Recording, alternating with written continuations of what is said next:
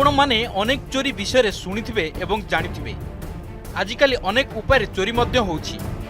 कोठी कंप्यूटर चोरी तो कोठी देशी चोरी, जहाँ देश एवं राज्य रे दिनक दिन चिंता बढ़ेबार लागिछि। आपण अनेक चोरी देखिथिबे, केतबळे फिल्म रे तो केतबळे सतसतिका चोरीर भिडियो। आज आपण को सतसतिका चोरीर भिडियो देखाइबु, जहाँ को देखिले आपण कहिबे एमिति भी चोरी केही करंती, जहाँ एबे सोशल मीडिया बेस भाइराल हेबार लागिछि।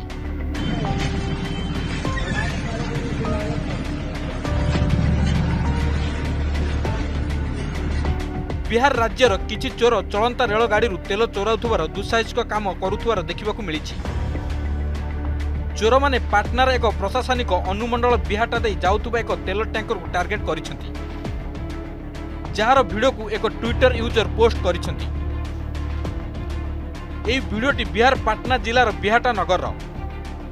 चोर चलंता मालगाड़ी ऑयल टैंकर बाल्टी रे तेल काढ़ी नेउछंती। एपरी लागु जेपरी केही तेल चोरी समय चोरंक कर्तृत्व को मोबाइल फोन रेकर्डिंग करी नेउछि ओ परे सोशल मीडिया रे पोस्ट करुछि।